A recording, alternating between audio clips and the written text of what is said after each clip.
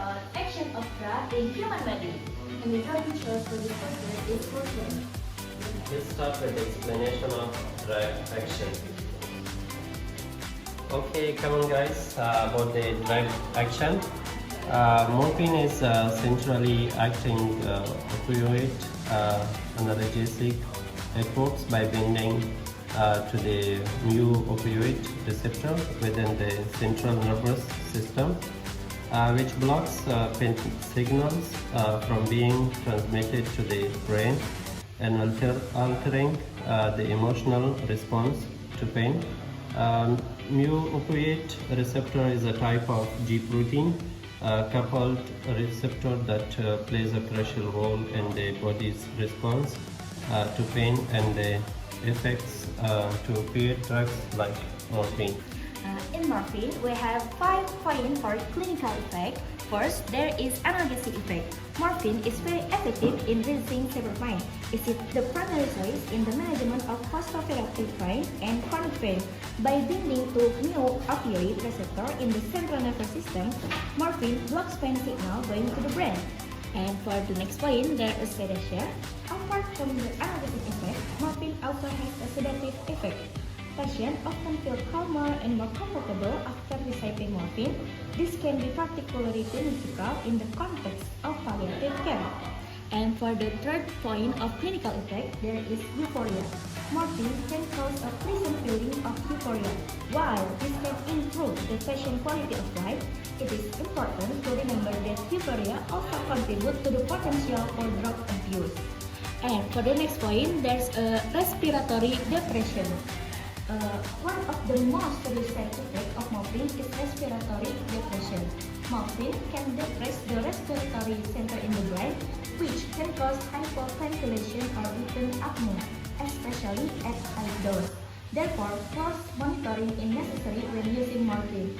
And for the last, there is other side effect, constipation, nausea and vomiting, and urinary retention. Okay, so in here we have an illustration of the molecule of morphine that binding with the mu opioid receptor of or GPCR.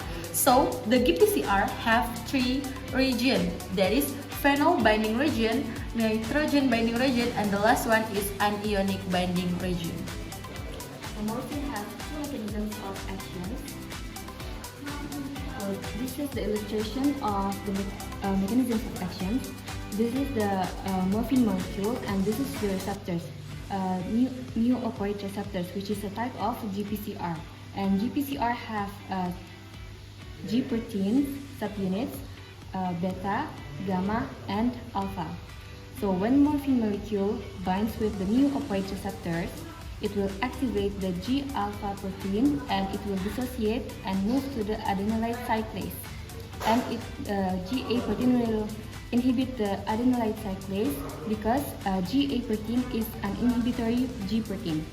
And it will cause the CAMP level to fall way below the baseline because AMP level to fall way below the baseline. So basically there will be no more CAMP. And because of that, CAMP can no longer inhibit the potassium channel, so the channel will become active, and it's gonna move the potassium ions from intracellular into extracellular fluid. And by having all the positive charges out in the extracellular, there will be a bunch of positive charges out in the extracellular, and it's gonna cause membrane hyperpolarization.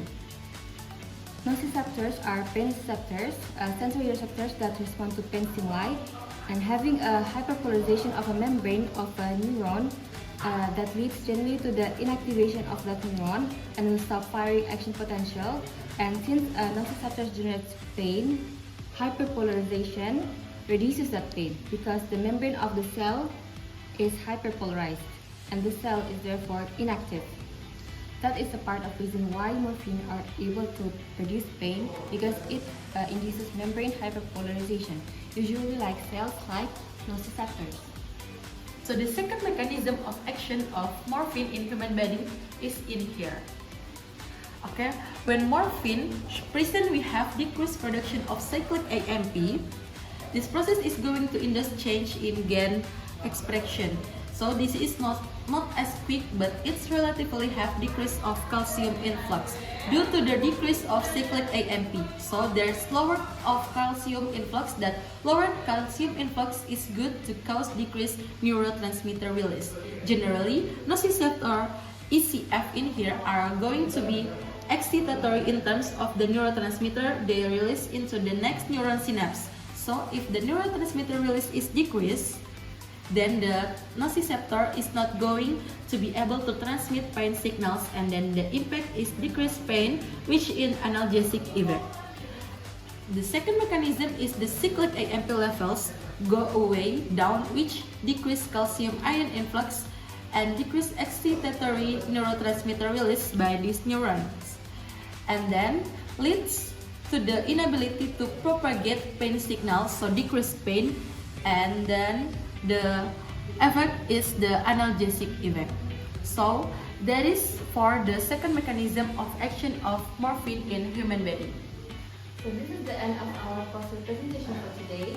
Sorry if there are any mistakes, because perfection truly belongs to Allah Subhanahu wa Ta'ala. Don't forget to like, comment, and share. Thank you for watching. Wassalamualaikum warahmatullahi wabarakatuh. Bye bye guys. See you.